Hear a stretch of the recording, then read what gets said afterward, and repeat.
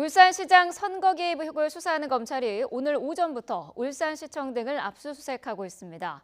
울산시 공무원들이 당시 송철호 울산시장 캠프에서 활동하던 송병기 부시장을 통해 선거 공약 수립 등을 불법 지원했는지 확인하려는 것으로 보입니다. 취재기자 연결합니다. 조성호 기자. 네, 서울중앙지검입니다. 네, 울산시청 압수수색은 이번이 두 번째죠.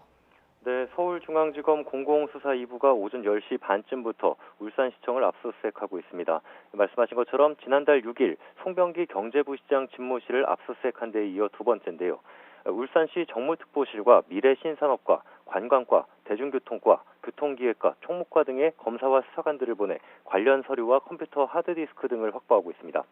주로 국보인 반구대 암각화 보존과 부유식 해상풍력발전단지 조성 등 송철호 시장의 주요 공약을 추진하는 부서들입니다. 일부 관련자들의 주거지도 압수수색 대상에 포함됐습니다. 다만 송철호 시장의 집무실과 자택은 제외된 것으로 알려졌습니다. 네, 오늘 압수수색으로 검찰이 어떤 자료들을 확보하려는 건가요? 네, 검찰은 청와대와 더불어민주당 중앙당, 울산시 공무원 등이 송철호 시장의 공약 수립과 공천 과정을 불법적으로 지원했는지를 들여다보고 있는데요.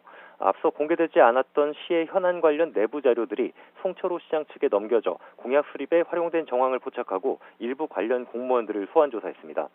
여기에 압수수색 대상인 정모 울산시 정무특보는 지난 2017년 10월쯤 송병기 부시장 그리고 장모 당시 청와대 선임행정관 등이 선거 공약을 논의한 자리에 함께한 것으로 알려진 송철호 시장의 측근입니다. 그제는 추미애 법무부 장관이 당 대표일 때 비서실 부실장이던 정모 씨를 참고인으로 불러 조사했는데요. 당시 송철호 시장 측과 청와대 측의 만남을 주선해준 인물로 알려졌습니다. 검찰은 압수물을 통해 울산시 공무원들의 불법 지원 정황을 보강한 뒤 한 차례 기각된 송병기 부시장의 구속영장을 다시 청구하는 방안을 검토하고 있습니다.